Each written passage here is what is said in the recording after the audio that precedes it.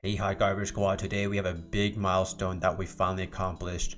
Triple S on the Light Rift. This is probably by far, or Light and Dark are probably by far the hardest ones to get a Triple S on, just because it needs pretty good rune quality or really good nat 5s for you to accomplish that. So I'm really happy that we've managed to get a Triple S on the Light Rift to help the Tricaru farming. For those who don't know, I'm basically doing this so I can get the determination runes to get a DB12 team Tricaru in 100 days. That's the goal, and I think right now we are very close to the goal here. So this team, so as a disclaimer, it's not always triple S. However, I've tested it. I've gone 10 runs and the average is above 3.5 mil, which leads me to believe it's, it didn't fail. However, I have seen some times where I got A+, and that's because, as you can see, I can reach the damage threshold. 3 million, right? If I clear it, I get an additional 500k, 3.5 mil, and that means I get triple S. However, the problem comes when if I don't have enough damage, my team will not kill it, and then I get an A+. And for those, before you continue watching the video, you see my Bethany and you scream not free to play, I'm gonna ask you kindly to please close this video and never visit my channel ever again, okay? Because the Bethany is actually a worse option than the Crow, because the Crow offers more, and the Bethany, I've explained this multiple times in my series, but if you're new, I'll explain it again. I got the Bethany as my first LD Spark, and because the Dimensional Hole energy is so scarce, I opted to not make a Crow and use my Bethany. However, in the long run, Crow is a lot better, in my opinion, than the Bethany here. So as you can see, I'm gonna end this triple S and 8 times 3.6 mil. However, I watched this, I did get an A+ once. So I can't tell you like what's the consistency of how many times I've gotten it, just because I auto farm and I walk away. I don't see every run, but if I were to say, I would say pretty consistent, more consistent than not. So let's see, how did I come up with this team? What are the things that I've tried and didn't work? Because you want to learn from my failures, and if you learn from my failures, you kind of know what's good. So this is my team that I finally used that got me the most consistent triple S.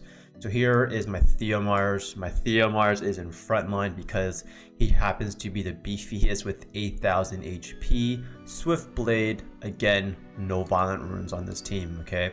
The Colleen, I'll explain to you why I picked the Colleen instead of some other units here. The Colleen is just on a Swift damage, or tank build, not damage build. So it's Swift energy, just really beefy here. And then we have the twins. So the twins here are something that really helped me get the triple S. If you don't have twins here, my biggest suggestion is try to use dark monsters, because you get the additional damage boost from them, but at the same time they will take more damage. So that's something for you to consider. But I got pretty lucky here. I got these from Summoning Stone rotations, and not everyone will have it, but keep in mind I'm 100 days, not 100 days, like 80 days in, so it's not impossible for me to get these, but it was just very unlikely. So this is the stats. Again, we have attack artifacts here to boost up the damage. I found that this HP and defense is enough for me to live with my team here, and a little bit of accuracy to help me land defense break. So these are the Frey Rage runes that I got, and they're just grinded out. And then the Blade runes, I got this one from GB12 here. No skill ups here. And then the Talia. Talia is on double blade energy, and the reason why it's on energy is because my runes are actually pretty good for energy. So again, you want to go for stats, not sets. But if you get the set and you get a good stat from it, why not? So again, everything is plus 12 here, or so plus 15 for 246. Like, even though this rune's really bad, I still needed the additional damage, so that plus 15 did. So here are the stats here.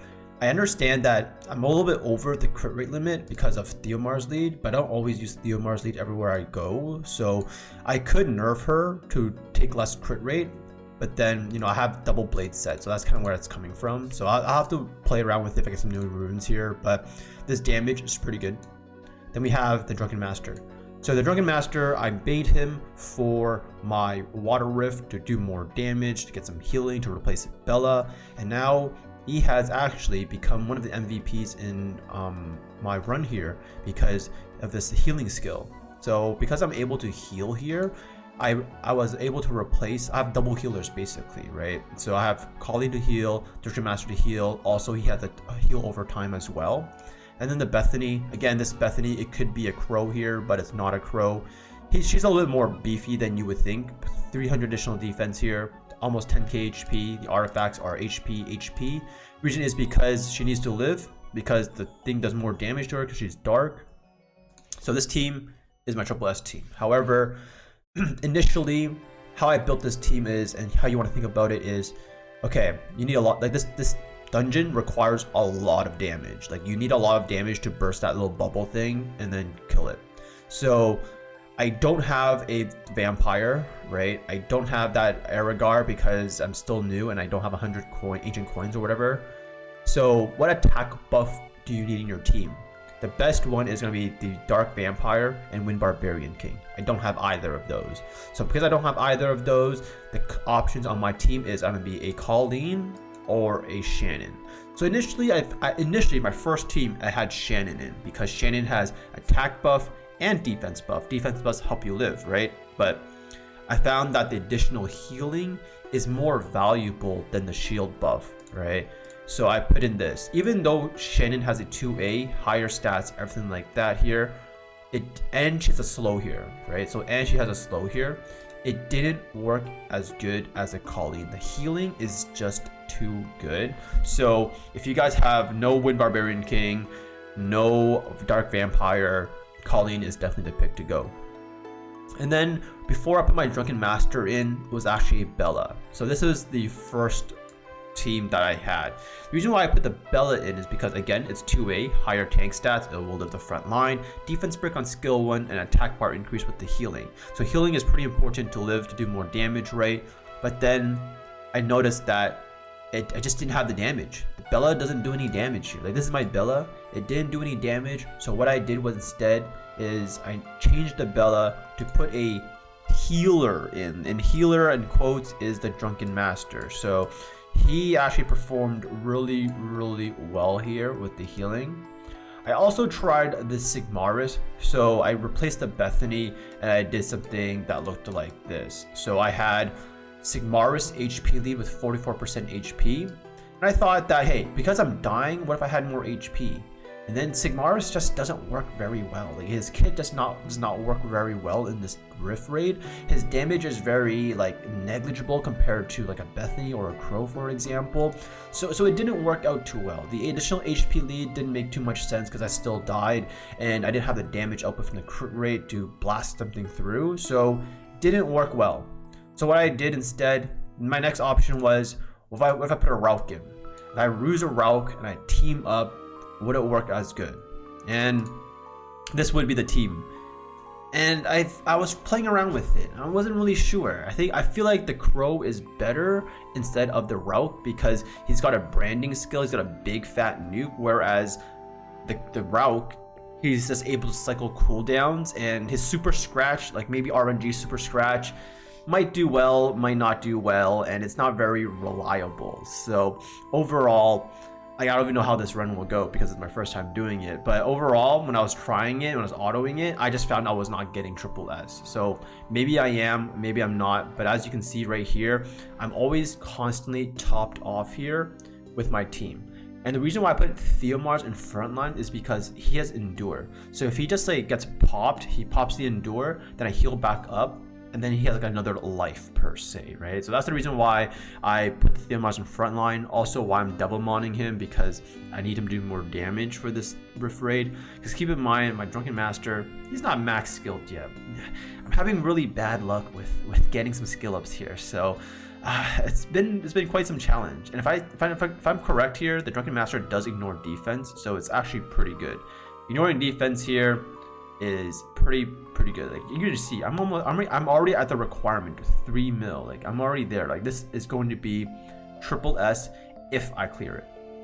So you'll see like the white bar, like this thing right here, this barrier thing, mabob. Like, you need so much damage here. And you see that Crow, he did 1 scratch and it barely did anything to it, right? If it was like a Crow, it'd be a fat nuke, or if it was a Crow and it teamed up, very similar results here, right? Like, look at that team up. not exactly what I'm looking for here. And the Drunken Master ignore defense, pretty pog. Okay, and then there we go. Theomar's dead. This is where it's risky here. Calling only frontline, and he can do a lot of damage here. So this is where I need the healing from the Drunken Master to keep myself topped up, because my calling is not on bond. It's only on Swift. And the Rouq, like you see, the Rouq it's just not doing that well here. It is, yeah, the Rouq is just not doing that well, honestly. But I think this run might fail just because it's the Rouq. But trust me, I can show you some runs here where I can record it if you really want me to record it. Oh wait, look, we blasted it. Okay, well, there we go. I'm not lying. Okay, I'm not lying. Okay, but I'll show you some runs with the Bethany or like a crow per se, so you can kind of see yourself how it runs.